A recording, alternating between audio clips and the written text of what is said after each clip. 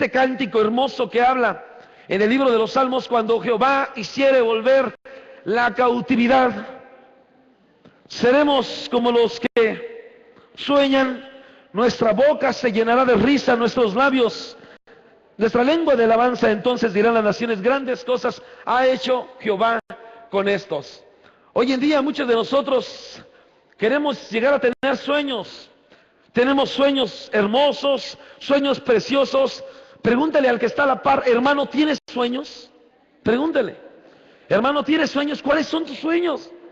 Pregúntele, ¿qué tal son tus sueños? Sueños hermosos, sueños de bendición, sueños de maldición, sueños de temor, sueños de terror, sueños de venganza. ¿Cuáles son tus sueños? Sueños de bendición, de prosperidad, sueños de ministerio, sueños de servicio al Señor. Pregúntele, hermano, ¿cuáles son sus sueños? ¿Cuál es su sueño? Hoy podemos hablar acerca de lo que son los sueños. Dice la Escritura aquí, cuando Jehová hiciera volver la cautividad de Sión. ¿Por qué lo importante que nosotros debemos de ver si estamos viviendo bajo cautividad para poder hacer que los sueños que tenemos se vuelvan una realidad en la vida? Porque hoy en día muchos de nosotros podemos llegar a pensar, Señor, ¿por qué los sueños que tengo no se vuelven una realidad? ¿Por qué los sueños que tengo no cumplen su propósito? Señor, ¿por qué los sueños que me has dado no llegan? Llega el momento, pasa el tiempo y no puedo ver que lleguen. Aquí la pregunta es, ¿todos los sueños vienen de Dios? ¿O usted cree que no todos los sueños vengan de Dios? Porque para que los sueños se vuelvan una realidad, nosotros debemos de entender que hay sueños, así como hay sueños que provienen del enemigo, porque los sueños muchas veces son los temores del corazón, pero también son sueños de Dios cuando podemos ver que nos muestra algo a futuro. Y entonces, a lo largo de la palabra, podemos ver que esto cumple con un propósito. Pero mire, yo en esta hora le quiero preguntar a usted, ¿usted está viviendo bajo cautividad o está viviendo con libertad? ¿Cómo está viviendo?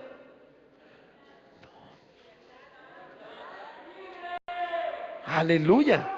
Hay un libre aquí. Escuche, escuche. Si usted está viviendo bajo cautividad, tiene que irse libre. Porque usted no puede estar atado y no se le pueden cumplir los sueños. ¿Por qué? Porque usted vive bajo cautividad. Aquí la situación es que cuando muchas veces nosotros llegamos a decir, yo estoy viviendo libre, pero estamos viviendo bajo una plataforma de cautividad, entonces por eso los sueños no son realizables. Usted necesita comprender que para que puedan volverse realizables los sueños, necesita identificar qué es lo que ata para que esos sueños no puedan volverse una realidad. ¿Qué es lo que puede pasar? ¿Qué es lo que pasa en el momento en el cual usted permite que alguna atadura esté en su vida? Por ejemplo, en la palabra de Dios podemos ver muchos enemigos que tuvo el pueblo de Israel. Podemos hablar de 7 opresores, como lo son en su momento el pueblo egipcio. Tuvo ¿cuánto tiempo cautivo al pueblo de Israel? 400 años. El pueblo de Babilonia, de Persia, de Siria. Los romanos. 7 pueblos opresores que estuvieron ahí. Pero de cada uno de ellos podemos ver cómo se levantan columnas, y cada una de estas columnas también deja preso en cada una de las áreas la vida del pueblo de Israel. ¿Por qué? Porque nosotros necesitamos identificar que si no hemos salido de la cautividad, luego entonces no podemos hacer una realidad los sueños que nos da. Entonces debemos de identificar, ¿estamos viviendo bajo cautividad o no estamos viviendo? ¿Estamos viviendo con libertad o no la estamos viviendo? ¿Cuál es la etapa de tiempo? ¿Cuál es la etapa realista que nosotros estamos pasando? Y entonces para eso necesitamos ver, si dice aquí el salmista, cuando el Señor hiciere volver, quiere decir cuando el Señor hiciere que la cautividad que viene en contra de mí para dejarme cautivo, se regrese. ¿Por qué? Porque la cautividad en todo momento lo quiere tener a usted cautivo, lo quiere tener preso, lo quiere tener atado. Por eso decía el salmista, viene la cautividad contra mí, Señor. Pero ¿qué pasa? En el momento en el cual esa cautividad tenga que volver por el camino que vino, entonces yo seré como los que sueñan. Ah, sí, tenemos que identificar si vivimos bajo cautividad o no vivimos bajo cautividad para poder ver el tipo de sueños que tenemos. Por ejemplo, yo le puedo hablar 2 tipos de sueños. 2 personas estaban viviendo en una cárcel. En esta cárcel se encuentra un hombre de Dios llamado José. Estos dos hombres que vivieron sueños, un copero y un panadero, ambos estaban en la misma situación. Ambos estaban viviendo la misma etapa, una etapa de cautividad. Aún los cautivos tienen sueño. Quiero que escuchen. Llega uno y le dice: José, ¿qué crees? Tuve un sueño. Mira, el Señor me mostró 3 sarmientos así. ¿Sabes qué, mi querido copero? El rey te va a restituir en tu puesto. Y el panadero: fíjate que ahí te va mi sueño. Soñé lo siguiente, ¿qué crees? Uy, ya sé, el rey en 3 días también me va a restituir igual que el copero. No, en 3 días te van a cortar la cabeza.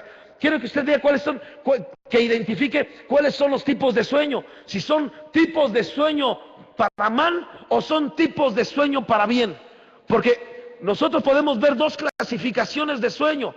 Un sueño marca una etapa de pasividad, una etapa de indiferencia, una etapa de adormecimiento. Esto en cuanto nosotros podemos ver que es un sueño que no quiere Dios.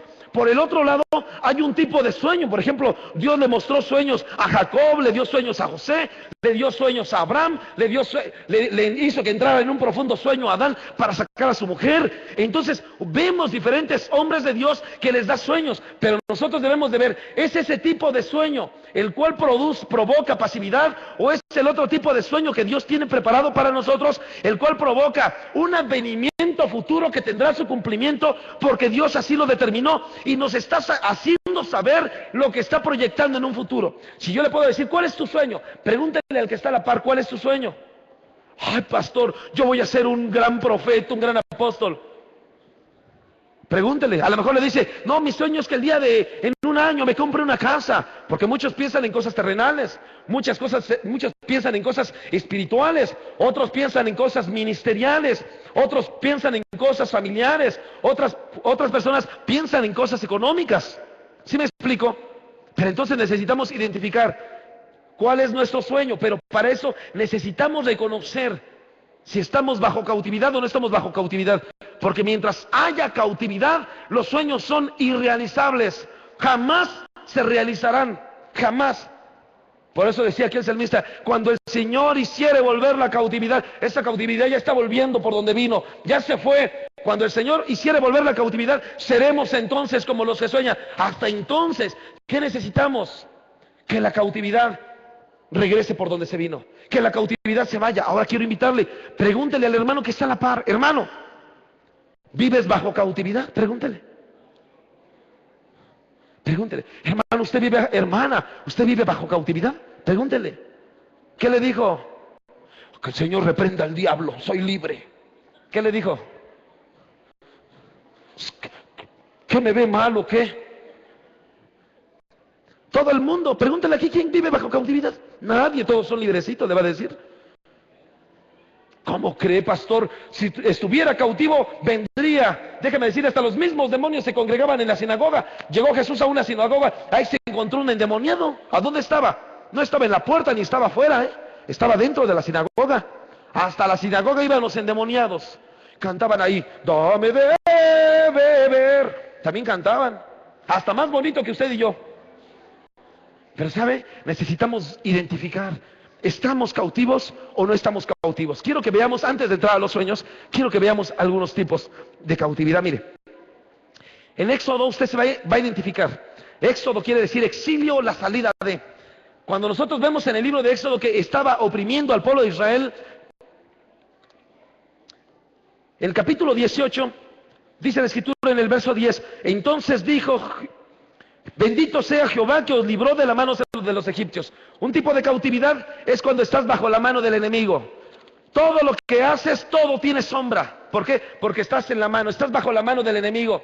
No permites que llegue la bendición, no permites que lleguen las bendiciones de Dios. No permites, Él te libra de la mano del enemigo. Viene una bendición de Dios para tu vida, pero como sobre ti tienes una cobertura del enemigo, ¿cuál es esta? Cobertura de contienda, cobertura de murmuración, cobertura de enojo, cobertura de rebeldía. Entonces viene la bendición para tu vida y en ese momento la mano del enemigo está cubriendo, impide que llegue tu bendición. Pastor, ¿por qué no me va bien? Pídele al Señor que te libre de la mano de los egipcios, de la mano del enemigo.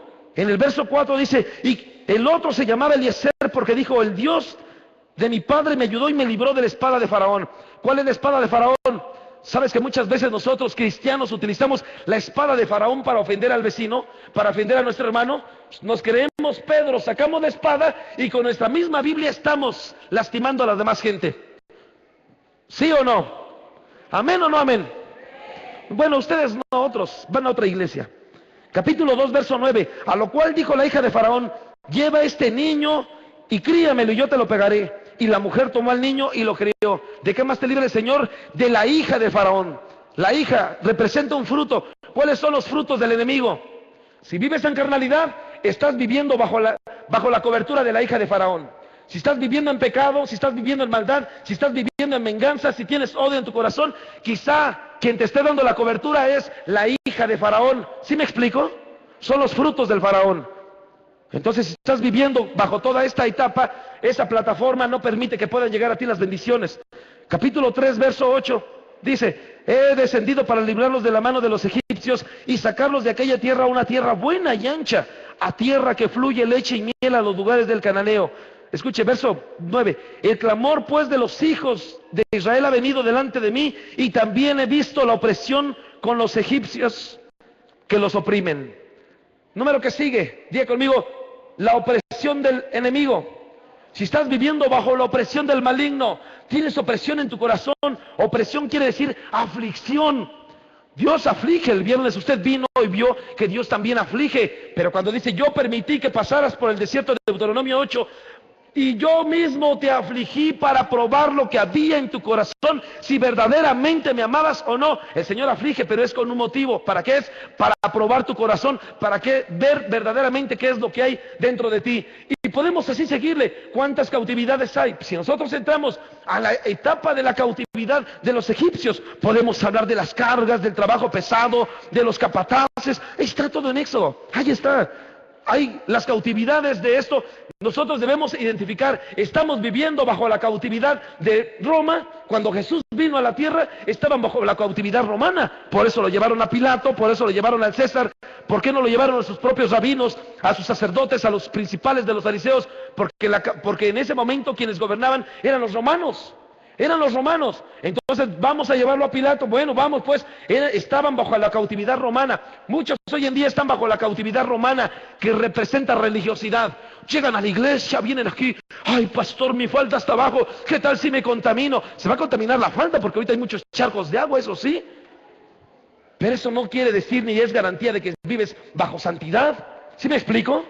Muchos viven otra cautividad que tuvieron, perdón. Usted no vive bajo la cautividad de Babilonia. Ellos vivieron bajo la cautividad de Babilonia. ¿Babilonia qué quiere decir? Babilonia, lo hemos comentado alguna ocasión aquí. Babilonia, su origen caldeo de esa lengua quiere decir Babel, y Babel quiere decir confusión. De ahí proviene Babilonia. Muchos hoy en día están bajo esta situación. Están siendo cautivos de Babel, de Babilonia, de la confusión. Hoy todavía vienen aquí, tienen 35 años congregándose. Bueno, no aquí apenas 2 y medio, casi 3. Tienen mucho tiempo congregándose. Se bautizaron, estudiaron el seminario para pastores. Ya fueron puestos como pastores, pero escuche, todavía están: pastor, ¿usted cree que los testigos contra Jehová tengan razón o no? ¿Cree que esa fuerza activa que dicen sea el Espíritu Santo? Que el Señor reprenda al diablo. ¿Sí me explico? Todavía viven bajo confusión, todavía no saben. 30 años aquí, se van a meter allá con los de Sufra sin parar. 30 años aquí. Y todavía están pensando en eso. Todavía están bajo confusión. No han podido establecer su creencia espiritual. No han podido saber si verdaderamente es Dios quien les llamó o no. No saben qué piensan, no saben qué creen. Y luego más cuando el pastor los invita: vénganse, estudien, estén los martes en doctrina, aprendan. ¿Usted cree que se quieren guardar aquí las cosas, hermano? Aquí se les quiere dar, aprendan. Queremos sacar pastores, aleluya. Pero necesitamos que se preparen. ¿Usted cree que aquí no? Dios me lo reveló, ¿cómo cree que se lo voy a dar a usted? ¿Sí me explico? Pero muchos hoy están bajo esa cautividad, bajo la cautividad persa, que representa el conocimiento humano, el imperio del sol. ¿Y qué hablar? Bajo la cautividad egipcia que acabamos de mencionar, etapas pesadas, capataces, mano de yugo sobre el cuello, representa todo esto. Hay otras cautividades. Cuando usted ve en Deuteronomio 7 acerca de eso, ¿cuáles son las cautividades? Cuando Jehová tu Dios te haya introducido en